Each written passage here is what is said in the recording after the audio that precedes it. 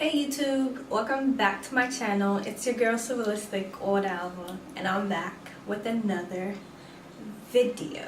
So in this video I'm doing a story time of when your girl almost got kidnapped by her Uber driver. I was shook. You see this hair that I have in my head? Yeah, so I was getting my hair done. After I finished getting my hair done, I was on my way back home. So I was gonna take the Uber to the train station and then get on the train and go home. I called a Uber pool, and so I'm waiting for my Uber. My Uber comes and I get in the it's someone else already in the because I'm doing a poll, so someone else in there, so I set it in the front next to the driver. Now I looked at the name of the person, but I didn't think I knew they were African because of their name, but I didn't know like where from. So I got in the car and my phone is like, the battery's dying, so I need to charge it. I didn't have my charger, so when I got in the Uber I saw that he had like 3 wire chargers or whatever, and I was just like, ooh, can I use your charger? He's just like, sure. So I plugged in my phone and I was just like, you know what, he's letting me use his charger, let me just ask him like, where you from type ish or whatever, you know what I'm saying? And he was just like, Nigeria. I was like, really? What? I was like, happy Independence Day, because you know it was October 1st, and October 1st is Nigerian Independence Day. So I was like, happy Independence Day. And he was just like, happy Independence Day, you're Nigerian? I was like, yeah. He's like, oh, okay, cool. Yeah, we just had like a small conversation. We were just talking. I was just like, oh, like, what are you doing for Independence Day, you know, because you go out and you celebrate type ish or whatever. He was just like, yes, probably gonna go out with a couple friends or something like that. I was like, oh, cool. And, you know, he was like, and what are you doing? I was like, nothing, just going home, eating some jollof rice, and that's it. He's just like, that's it? I was like, yeah. He's like, why don't you go out? I'm like, nah, I don't really, you know, I'm not really, I just want to eat my jollof at home in peace, and that's it. He was just like, oh, okay. And then that was like, we just stopped talking there. And so he dropped off the other person first. The other person was a guy. He dropped off the guy. And then like as soon as he dropped off the guy, I kind of felt like, I don't know, when it comes to like Nigerian men, it's just certain thing. It's like, I'm kind of like uneasy around them. Not that I've had any bad experiences, but they're just kind of like creeps to me. Like there's just something about them that's just like, they have the potential to be perverts, and some of them are perverts.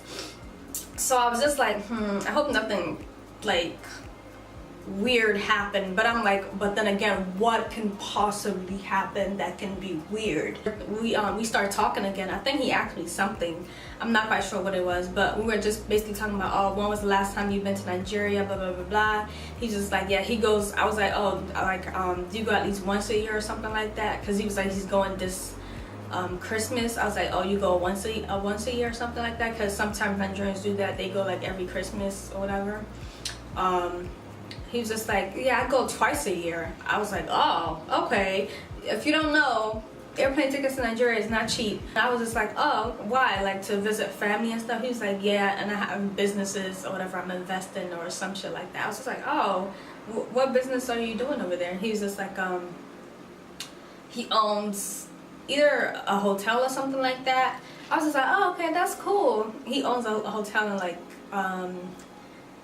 Lagos or whatever it's called. As we're driving, the GPS is telling this dude to turn left. He turned right. I was just like, what the hell? And he was just like I was paying attention to the GPS, but at the same time I was listening to what he was saying. And he was just like, oh, why are you not doing anything? He's going back to the Independence Day thing. He was like, why are you not doing anything for Nigerian Independence Day? And I was just like, I don't really feel like doing anything, blah blah blah blah. Yeah, so, and like he was like, I can take you out or something like that, we could do something. I'm like, nah, I'm good, I don't want to do anything, I just want to go home and, you know, eat and relax. I've been doing my hair the whole day type ish or whatever. He's like, oh, okay, true, that's understandable. And so we're driving, and then we get to this place. It's not really the destination yet, but you're still on your way close to your destination or whatever. And so he was like, the GPS is telling me to go the wrong way or something like that. Like the place is gonna drop you off is very far from the station, and you have to walk like far. And I don't want you walking, you know, at this time of the night or whatever. And I was just like, two things here. One, he's looking out and he really doesn't want me to walk far. Excuse me. Or two, something's finna about to happen. Something's finna about to go down. So I was just like, oh, okay. I don't really know the train station area like that well, so I don't know what the hell he's talking about. But I'm like, it's Uber. They're monitoring where I'm at, so wherever I get dropped off at, they're gonna know. So I was just like, oh, okay, whatever. So we drive, we see these two women or whatever, and he asking them like, how do we get to blah blah blah blah train station? And they tell him the way. He was like, oh, okay, yeah, that's what I thought. That's the way that I was thinking, because if I drop you off where it's telling me to drop you off, you're gonna have to walk far or whatever. And it's like, it's nighttime, it's dark out, so no. I was just like, oh, okay, cool. So he follows their instructions and drives where they told him to drive. And then he's talking about some, yeah, the GPS is still leading me. It's still trying to redirect me, reroute me to the other place that I was, you know, yeah, we're not going that place. I was just like, okay. He was just like, yeah, I'm just gonna end the trip. He was just like, yeah, I'm just gonna end the trip. He was just like, yeah, I'm just gonna end the trip. He says, I'm just gonna end the trip so that you don't get charged more or extra or something like that, and I'll just use the GPS on my phone to take you to the station. And I was just like, that's when I started to like really get nervous and panic, because like, if you end the trip, that lets Uber, whoever's tracking my phone and where I'm at, that lets you know that the trip has ended. Whatever happens to me now is just me, because my trip has ended. So I start to get nervous. I'm like, he can potentially like kidnap me or whatever. And the police might be like, yeah, she was in this car with this driver or whatever, but if they don't have no evidence of anything, they can arrest him, because just because he was last seen with me doesn't mean he did anything. You feel me? Because again, he ended the trip, so that means that I got to my destination. Okay. So that's when I was like, he ended the trip. He about to use his phone to do GPS. I don't know what address he's typing into his phone.